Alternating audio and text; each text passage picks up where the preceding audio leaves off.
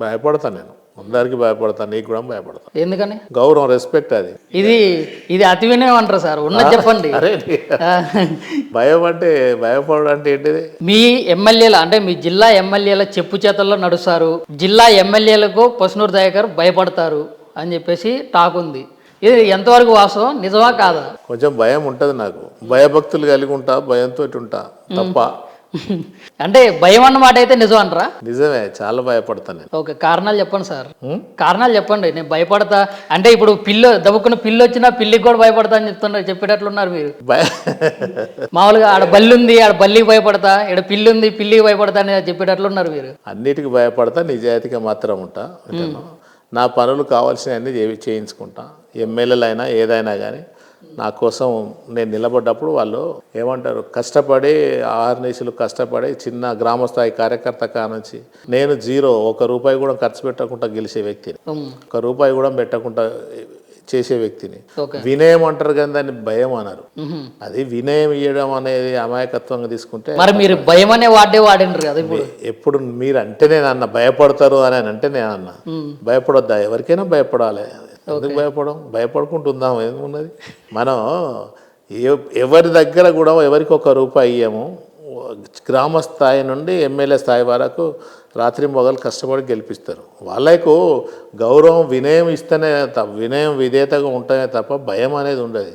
ఎవరికి భయపడం అట్లంటే. సరే అన్న, ఒక మాట అడుగుతా, చెప్పండి, ఏమనుకోవద్దు. ఏమనుకో, మీ క్యాష్ తక్కువ కాబట్టి మిమ్మల్ని ఎమ్మెల్యేలు కానీ మళ్ళీ ఇంకా మీ కార్యకర్తలు కానీ కొంతమంది ప్రజలు కూడా మిమ్మల్ని చాలా చిన్న చూపు చూస్తున్నారనే మాట నిజమేనా? అట్లా ఏముండదు, అట్లా ఉంటే నేను కూడా జీర్ణించుకోను. నేను ఒక మామూలుగా జనరల్గా పార్టీల కులాలు అవి ఏమో ఫీలింగ్ అట్లా ఏముండదు. ఒకవేళ అట్లాంటి ఫీలింగ్ ఉండంటే కులంలో ఉన్న పార్టీలతోటి, ఆ ప్రజా సంఘాలతోటి, కుల సంఘాలలోనే తిరుగుతాను నేను. తెలంగాణ ఉద్యమంలో పనిచేసినాం కాబట్టి మనము ఈ ఉమ్మడి అందరు కలిసి ఉండేది అట్లనే కదా, అది కులాల పంచాయతీ కాదు కదా. ఇది అట్లా ఏముండదు కానీ మా తల్లిదండ్రుల నుంచి వచ్చిన నీతి నిజాయితీ పద్ధతి అది ఓపికతోటి ఉంటామే తప్ప కానీ భయం అనేది ఉండదు. భయం అంటే నేను ఎవరికి భయపడా, తప్పు చేస్తే ఎవరికైనా భయపడతా. మీరు అసలు ఇంత తొందరగా ఎంపీ అవుతారని చెప్పేసి మీరు అసలు ఊహించారా ఇప్పటి వరకు? ఊహించుకోలేదు. కాకుంటే ఒక ఎమ్మెల్యేకు ప్రియ శిష్యునిగా ఉందాము, ఎమ్మెల్యేకు కమిట్మెంట్గా నమ్మకస్తునిగా ఉండాలి అనుకున్న తప్పగా నాకు ముఖ్యమంత్రి అంటే దానికి మీ వృత్తి సహకరించిందంటారా ఇప్పుడు మీరు ఎంపీ కావడానికి? 100%. అంటే ఎట్లా అంటే మీరు అంటే నన్ను ఐడెంటిఫై చేసిందంటే, నేను ఒక ఫోటోగ్రాఫర్ కూడా నేను పనిచేసిన, నాకు స్టూడియో ఉంది. ఓకే, ఫోటోగ్రాఫర్గా, ఆర్టిస్ట్గా ఇక్కడనే డిగ్రీ చేసిన, బ్యాచిలర్ డిగ్రీ ఇక్కడనే చేసిన నేను. ఓకే, అవన్నీ కూడా నాకు ఉపయోగపడ్డాయి. అప్పుడున్న ముఖ్యమంత్రి కేసీఆర్ గారికి ఏంటనో నేను అంటే దగ్గరలో ఉండేది కాబట్టి, అందుబాటులో ఉండేది. తెలంగాణ తల్లి రూపాన్ని చేసినప్పుడే కానీ పార్టీలు లాయల్గా ఉండేది. నాకు ఆ గుర్తింపు వచ్చింది. నేను ఏదో ఒక ఎమ్మెల్యే దగ్గర ఉందాం అనుకున్నా కానీ ఎమ్మెల్యే అవుతాను అనుకోలేదు. నాకు ఇన్ఛార్జ్ చేయడము అవన్నీ ఇవ్వడం వల్ల నాకు కొంచెం అంటే సార్ తోటి కలిసి మాట్లాడే అవకాశం దొరికింది. నా పర్ఫార్మెన్స్ కూడా నచ్చి ఆయన అట్లా. ఇప్పుడు మీ ప్రీతమ నాయకుడు కేసీఆర్ గారు తొంటిపొక్క ఇరిగిన తర్వాత నిన్ననే ఎంపీ అభ్యర్థులతో సమావేశం అయితే పెట్టారు కదా, ఏం మాట్లాడుకున్నారో తెలుసుకోవచ్చా? న్యూస్లో వచ్చింది. చెప్పండి సార్. మీరు పర్సనల్గా మాట్లాడింది, న్యూస్లో వచ్చిన ముచ్చట కాదు. జనరల్గా పార్టీని, కార్యకర్తలను ఉద్దేశించుకొని మాట్లాడడం జరిగింది. ఏముంటుంది జనరల్గా ఎప్పుడైనా కానీ పార్లమెంట్ సమావేశాలు అయ్యేటప్పుడు ముందుగాల మనం ఈ అంశాల మీద మాట్లాడుకుందామని కొన్ని సజెషన్స్ ఇస్తారు. కేంద్రంలో నుంచి రావాల్సిన ఇంతకుముందు అన్నట్టుగా అన్నిటి మీద కూడా మనం లేవనెత్తాలి. బీసీ జనగణన, ఎస్సీ ఏబిసిడి వర్గీకరణ ఇట్లాంటి అంశాలు వచ్చినప్పుడు మనం కంపల్సరీ ఖండించాలి అనేది మాట్లాడినాం. ప్రజల్లో బీఆర్ఎస్ పార్టీ మీద ఎట్లాంటి అభిప్రాయం ఉంది? ఇప్పుడు ప్రజెంట్ ప్రభుత్వం పడిపోయింది కదా, బ్రహ్మాండంగా ఉంది బీఆర్ఎస్ మీద, అట్లా క్వశ్చన్ లేదు. చాలా మార్పు. ఉమ్మడి వరంగల్ జిల్లాలో ఉందా బీఆర్ఎస్? ఉమ్మడి వరంగల్ జిల్లాలో కాదు, తెలంగాణ స్టేట్లోనే ఉంది. అసలు టీఆర్ఎస్ పార్టీల ప్రజాప్రతినిధులు దాదాపు 1000 మంది ఉన్నారు ఇప్పుడు.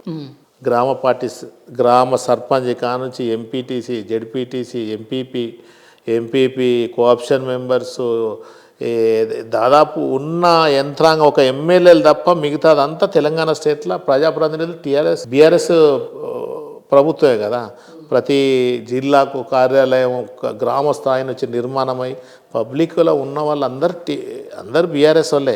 ఓకే. అట్లేం లేదు, 100%. ఇంకా బేస్ ఏదో అట్లా ఏదో ఆవేశంగా ఏదో కొన్ని బేస్ చేసుకొని మొన్న కొంత ఎమ్మెల్యేలు బేస్ చేసుకొని ఏదో ఒకటి అది చేసుకొని కొంత ఓడిపోయింది తప్ప, కానీ అది కూడా జస్ట్ 1-2% పర్సెంటేజ్ మంత్రులు పెద్ద ఓట్లతో పెద్ద మంత్రులే ఓడిపోయినారు కదా ఒకవేళ అంతగానే ఉంటే. పెద్ద మంత్రి అయినా చిన్న మంత్రి అయినా ఎవరైనా కానీ ప్రజలు ఓట్లేస్తేనే గెలుస్తారు, ఓకే. ఓట్లేస్తేనే గెలుస్తారు. నేను ఎవరికైనా మళ్ళీ సామాన్యమైన ప్రజలు ఓట్లేయవలసిందే.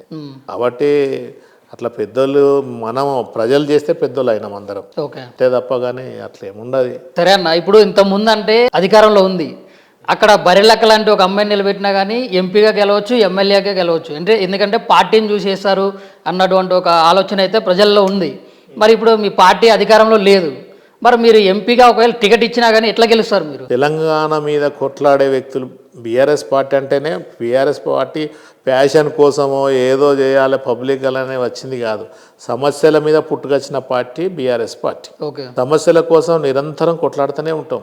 మీరు ఈ వీళ్ళు ఇంతకు ముందు ఇచ్చిన మొన్న కాంగ్రెస్ వాళ్ళు ఈ ఆరు కమిట్మెంట్లు ఉన్నాయి కదా, అవి ఇంప్లిమెంటేషన్ చేసే వరకు కూడా కొట్లాడతాం. ఎందుకంటే ప్రజల కోసం ఎప్పుడైనా ప్రజల మధ్యలో ఉండేటోళ్ళం కాబట్టి కంపల్సరీ నిరంతరము తెలంగాణ ప్రజల అవసరాల కోసం కొట్లాడుతూనే ఉంటాం.